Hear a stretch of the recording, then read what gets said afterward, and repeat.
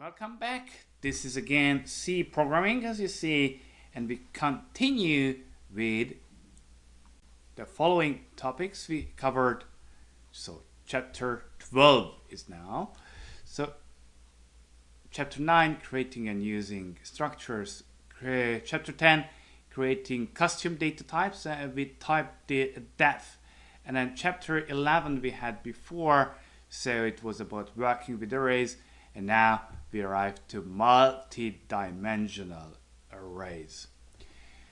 The following topics will be covered here: understanding the basic concepts of arrays, declaring and initializing arrays of various dimensions, accessing elements of arrays of various dimensions, and using looping to traverse multi-dimensional arrays, so MDAs, and using multi-dimensional arrays in functions.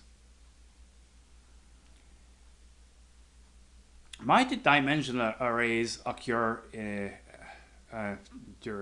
during the life in many places, so that we actually deal with it in daily life. For a simple checkers board or chessboard, a multiplication table, or the pixels on a screen, to more complex three-dimensional objects such as volumetric spaces. So it is common to present a two-dimensional array as an array of one dimension, or one-dimensional array. Likewise, a three-dimensional array can be thought of as an array of two-dimensional arrays. And furthermore, an n-dimensional array can be thought of as an array of n minus 1 dimensional array.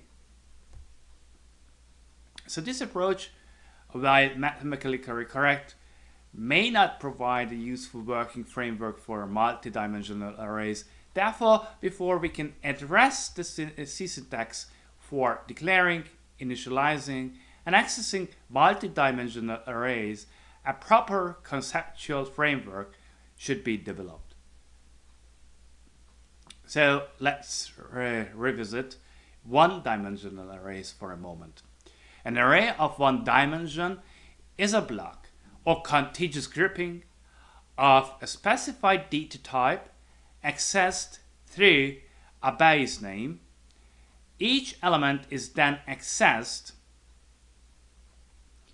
through an offset of that base name. A one-dimensional array may be called a vector in some domains, while in others it may be referred to as a linear array. To review again what we just have studied in the last chapter, we will use one-dimensional array as the basis for our discussion, as you see here. So here, array 1D has 5 integers initialized to the values of 1 through 5. For the values at the 0th through 4th offset. Array 1D is a block of 5 integers. They are contiguous or side by side, so that the block takes up 5 times size of integer bytes of memory. The array has 5 elements with offsets from the base to each element in the range of 0 to 4. This linear array can be represented vertically, as you see here, as well. Alternatively, it can be represented horizontally as well. Both of the diagrams represent a one-dimensional array of 5 elements. In either case, incrementing the array's index provides access to the very next element of the array. This is an essential property of C arrays to keep in mind as we move on to more dimensions of the two graphical representations, the forward, so the vertical, is more technically accurate with respect to how the computer allocates and accesses array. Now let's move to the two-dimensional arrays.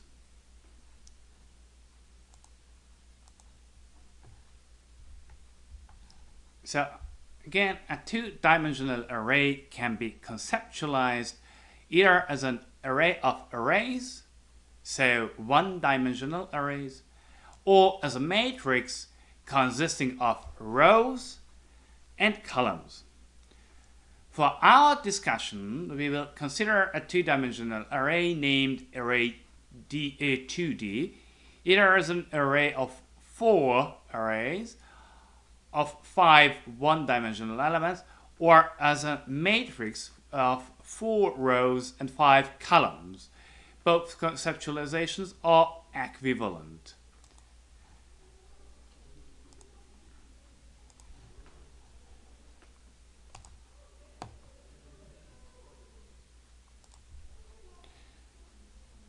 And in terms of real world, there are many examples of two-dimensional arrays. Hotel maze lots, then windows on the side of a modern skyscraper, any video display that has a matrix of pixels, the periodic table of elements, a spreadsheet of multi-rows and columns, the selection of snacks in a vending machine, and a baseball innings scoreboard, to name a few.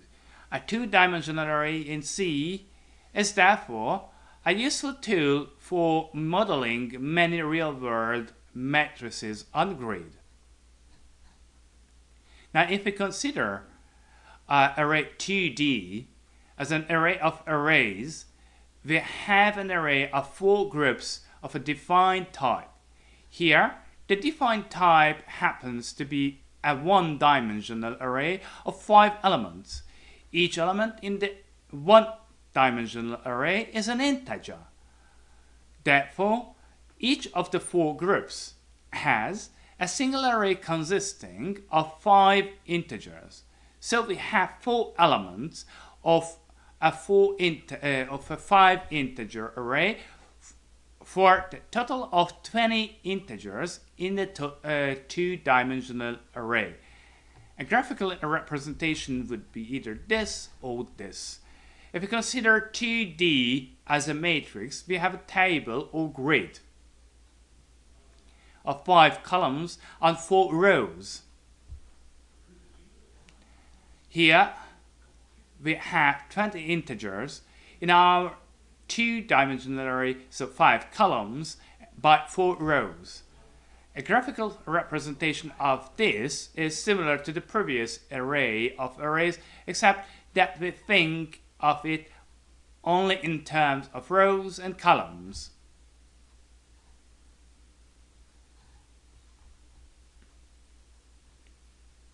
So, moving to the three-dimensional arrays, this time a three-dimensional array can be conceptualized either as an array of arrays, so do two-dimensional arrays or one-dimensional arrays, or as a three-dimensional volume consisting of the x, y, and z dimensions. So x, y, z dimensions, right?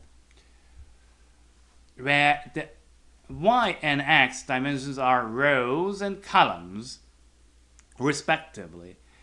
For our discussion, we consider a three-dimensional array named array 3D either as a collection of 3 arrays, each consisting of 20 two-dimensional arrays, or as a volume of 3 layers, the z dimension, the 4 rows, the y dimension, and 5 columns, the x dimension.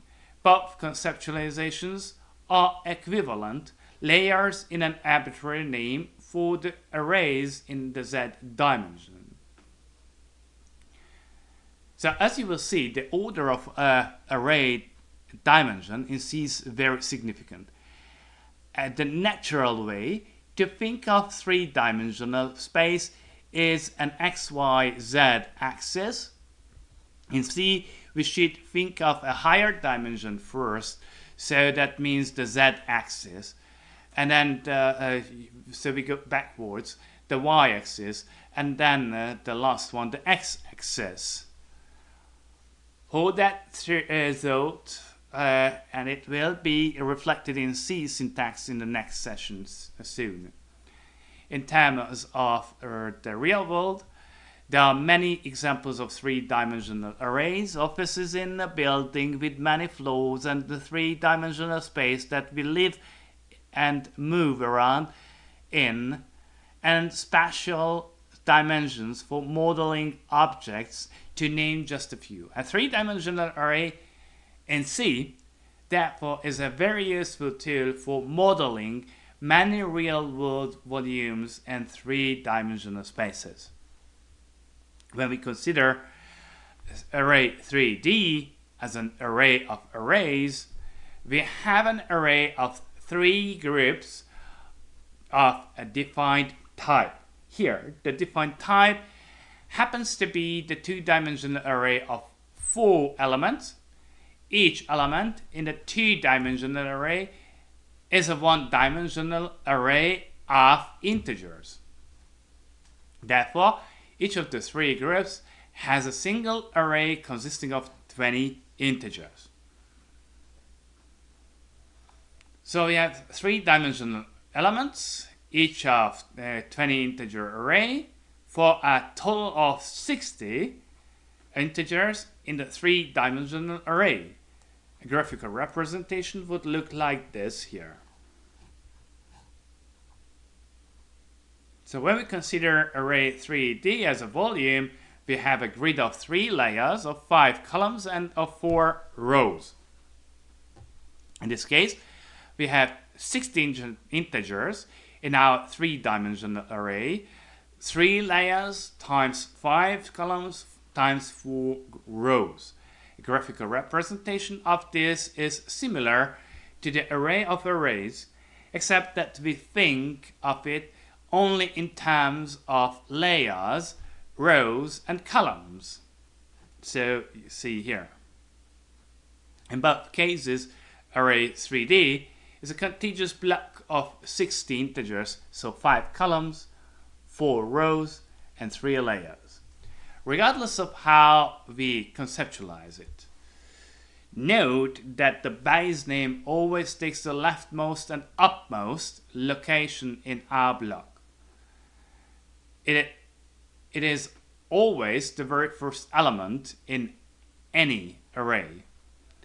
This ends our visual conceptualization of multi-dimensional arrays, firstly because graphically representing more than 3 dimensions is difficult, and secondly because while we can conceptualize 4 or more dimensions, for many of us the visualization of more than 3 dimensions is difficult.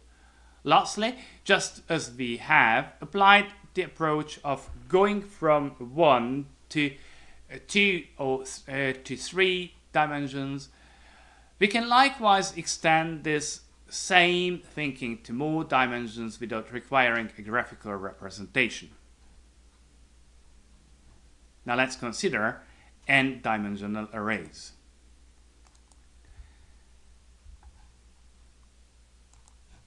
So, considering then n-dimensional arrays, as we move from 3 dimensions to 4, 5, or more, we can continue to conceptualize an array of n dimensions,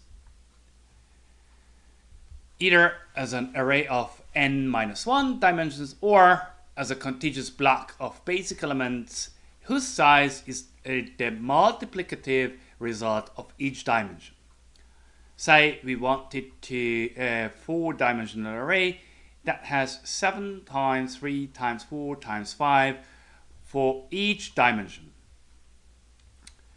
This 4-dimensional array, named array 4D, can be conceptualized as an array of 7 arrays of array 3D or a block or as a block whose size is 420 elements, because 420 equals to 5 times 4 times 3 times 7, right?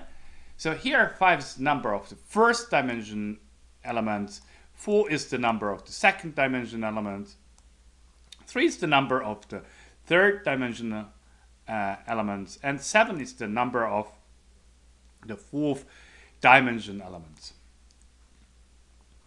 C, as specified, allows an unlimited number of array dimensions.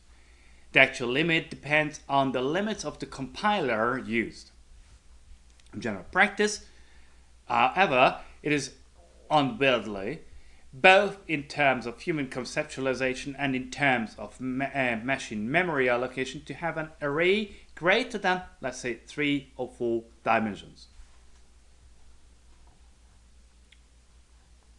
Now let's continue with declaring and initializing n-dimensional arrays. With a firm conceptual grasp of multi-dimensional arrays, we can now explore the C syntax for declaring them. As we move from 2 or more dimensions, we will continue to use array 1D, array 2D, array 3D, and array 4D to match the previous section. As each array is declared, pay a particular attention to the order in which the array indices appear in each definition. In general, the highest order dimension appears at the leftmost side, and the lowest order dimension in our example, so array 1D, appears on the rightmost side. So before we begin, we will define some size constants. So constant integer size D is 5. So we got all the sizes of the arrays here. So in each of the our declarations, we could simply use literal numbers to specify each dimension's size. Instead, we will use size 1D, size 2D, size 3D, size 4D constants, not just in this section, but also later on. To firmly fix the relationship of a dimension's position as we declare, initialize, and access multidimensional array elements. So just as in declaring one-dimensional array, we use again the hard brackets, so degvarho, are used to specify each dimension. Array 2D is declared using numeric literals for its 2 dimensions. You see that here. Using the constants that we already defined, we would declare array 2D as follows. So size 2D and size 1D. And then as with array, we see it here, integer row is full, and so size 2D, row and column. As with any array declaration using variables, the value of the variables may later change, but the array size is fixed and unchangeable after it is declared. So we continue with initializing arrays of 2 dimensions. We can initialize array 2D at the declaration stage in several ways, as follows. So here int array 2D, 4 is the row and 5 is the column, and they are set to 0. Array 2D is initialized with all of its elements set to 0, as I mentioned, and note that we cannot use our constant sizes to initialize the array declaration. and to give each element a different value at the declaration stage, we would initialize it as follows. You see here. And in this declaration, the first row of the element is given as 11, 12, 13, 14, 15. And the second row is given as 21, 22, 23, 24, 25. And the third one is continued as well in the same way.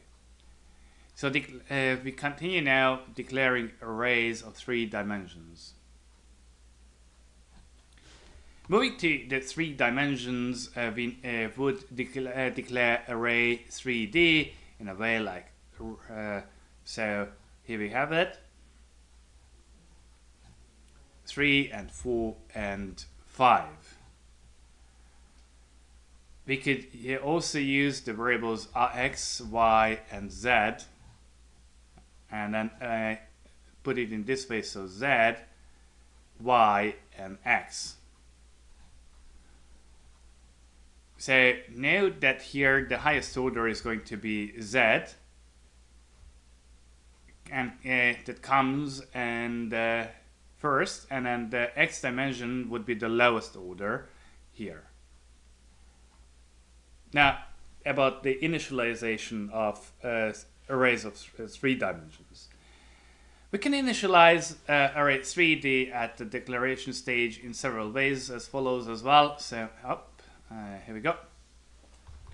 Array 3D, 3, 4, 5, and all elements are set to 0. Note that we cannot use our constant size to initialize the array at declaration. Now, if you try it and see, you can see an error message what you get. To give each element a different value at the declaration stage, we would initialize it as follows. You see here. And then here, the first Z layer of the elements is given as values 111 to 115, and then 121 to 125, and that is the second Z layer of elements is given as 211 to 215, and then 221 to 225, and the third Z layer of values is given as values 311 to 325. So 311 to 315, 325 to 325. Again, notice how the initialization of the array in this manner closely matches up our conceptualization of a 3D array earlier in this chapter. So we can continue now declaring and initializing arrays of n dimensions. We can declare array 4D as size 4D, 3D, 2D, and 1D. Note how the size 4D dimension, the highest order, comes first, and the lowest would be our size 1D dimension in the order. And all of the elements are initialized to 0. Initializing arrays with many dimensions or large arrays, so arrays with a large number of elements in each dimension, at declaration time becomes tedious. Now let's continue with accessing elements of multidimensional arrays. To access an array element using array notation, we must be consistent in using both the dimensions of the array and the valid range of offsets for each dimension. To access an element of an array, we would use still the hard brackets, DEGWARHO, and the closing one, so opening and the closing one, and then the notation for each of its offsets in each dimension. Remember that C indices are zero-based. It is better to think of them as offsets from the array base. So for example, a column offset of the first element in a one-dimensional array is 0. The row offset of the first row of the two-dimensional array is going to be 0 and x. The layer offset of the first layer of the three-dimensional array is going to be 0, yx. And now we see it here. So putting this knowledge to work, let's access the third element of our various arrays. And here you have it. So 0, 0, 2, 0, 0, 0, 2. This would be the third element of the first value of the first layer of, and the first row. Using numerate literals as indices for the last element of each dimension, we can get the last element of each of our arrays as follows. So 4 here, 3 and 4, 2 and 3 and 4, and 6 and 2 and 3 and 4. Remember, this is 5, right? This is here 4, this is here 3, and this is 7. What we had before here as well.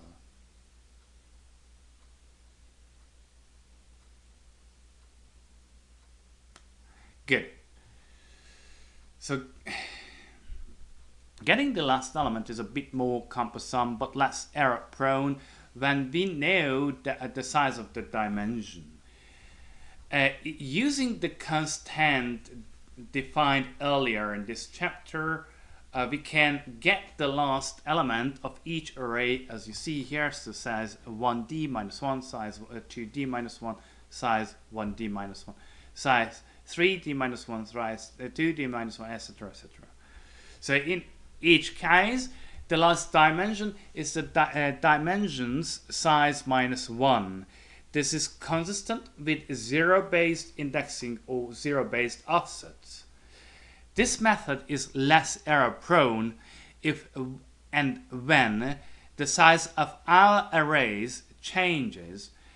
By using a constant and simple calculation, the last elements always correct themselves for the given dimension size, assuming that the size constant is used throughout as well. Now note that we can both retrieve values from the array elements or assign values to them with array notation. This is to say that anywhere we can have a variable, we can also use an array element using its notation you see here.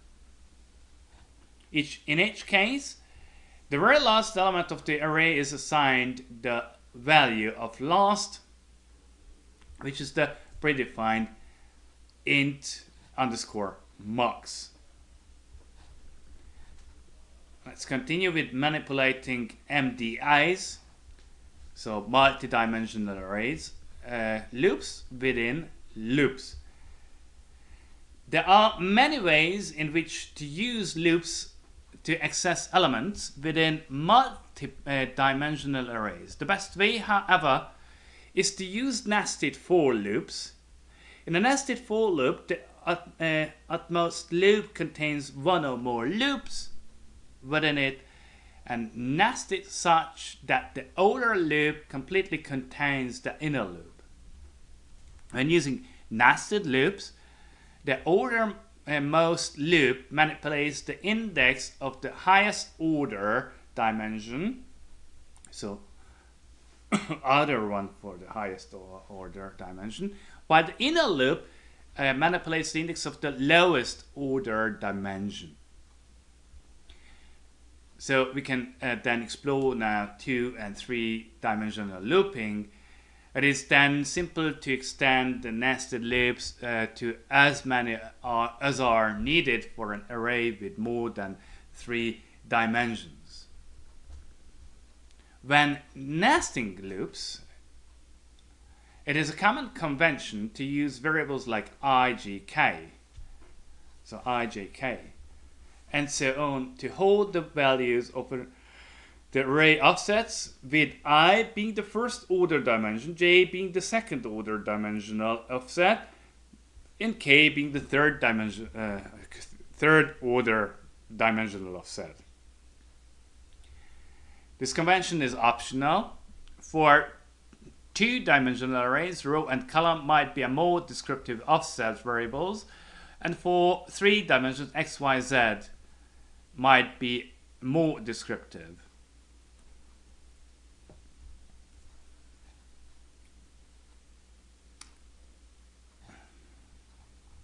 Now, let's see using nested loops to traverse two-dimensional arrays. To traverse a two-dimensional array, we use a loop within a loop. The outer loop controls the row offset, the inner loop the column offset. A nested loop structure, it looks like this then. Each element of array 2D is assigned a value computed from I and j. Note that for each loop counter variable, we show the range of valid values as a comment. This is only as a reminder to us. The goal is to help us keep our offsets within the proper range.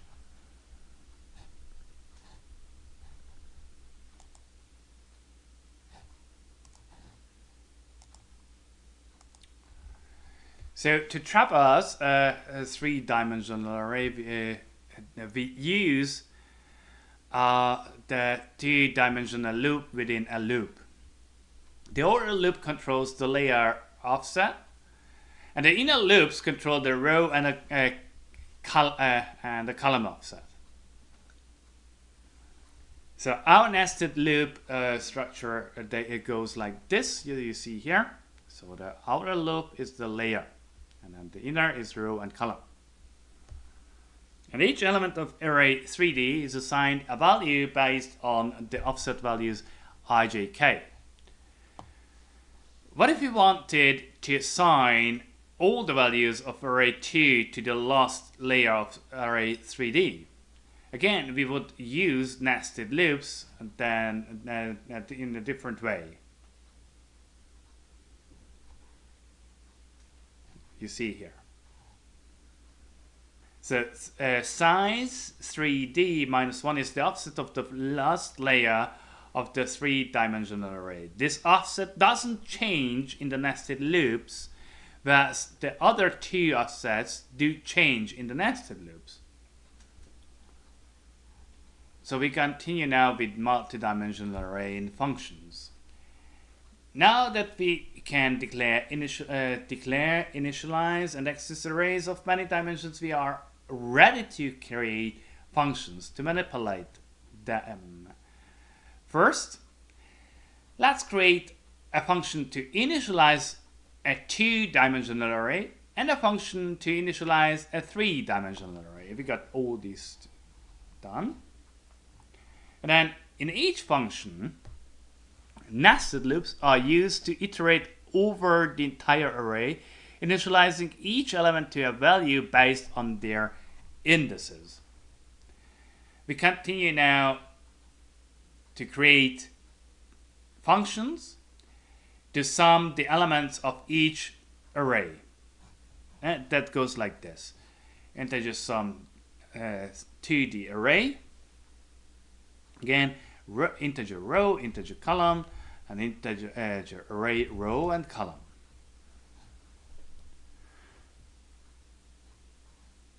So each function iterates over the entire two-dimensional or three-dimensional array and totals the values of each element in the array. And then we can continue with the functions to print the contents of each array as follows.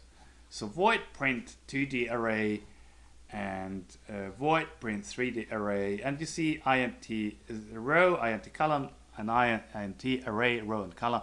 Here int layer, so z, int is y, row and column, and then we have it z, y, and x. So then we can create a main function to prove our work.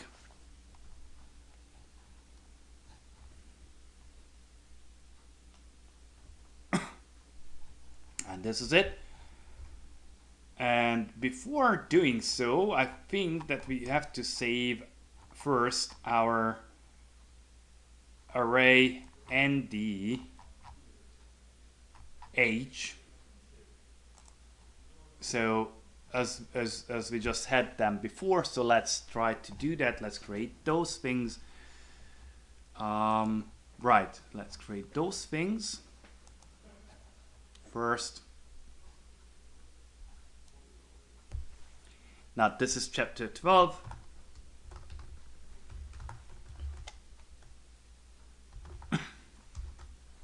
Multi-dimension arrays, and we continue with function prototypes.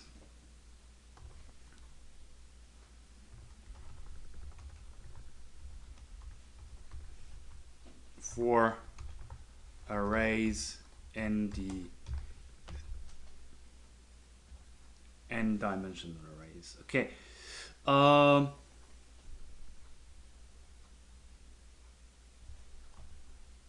Void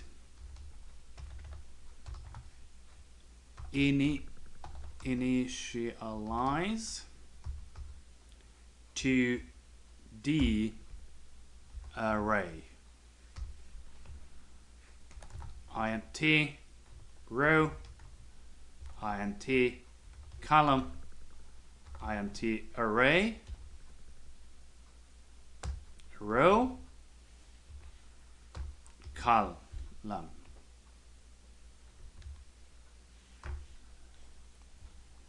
Let's continue.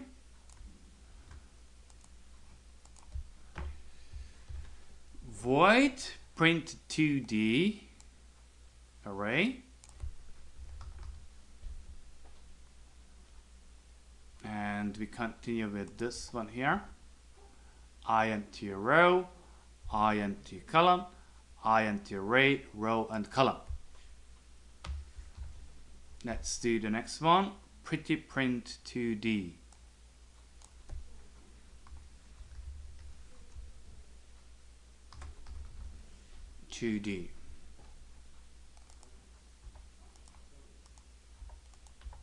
Good.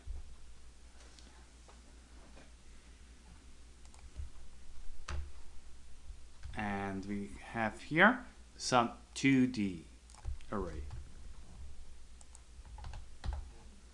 Also good.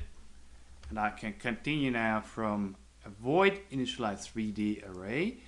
And all I need is, I'm actually taking this because we're doing that same.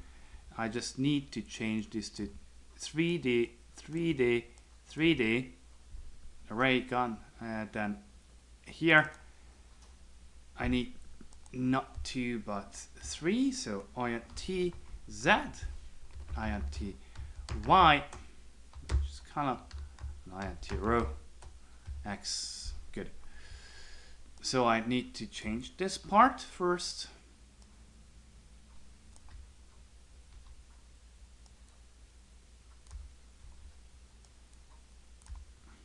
And once finished, then we can continue with the next one.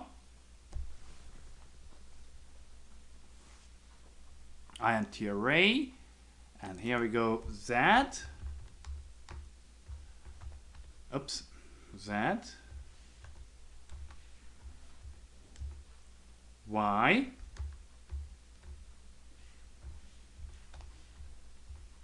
and x. So let's replace everywhere this using this code.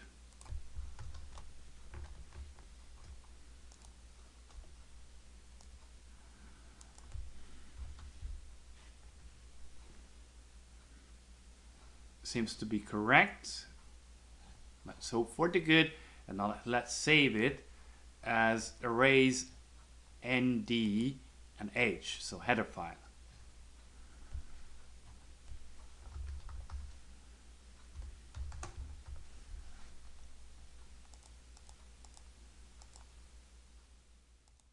So instead of a lot of coding, the header file I'm going to already use from,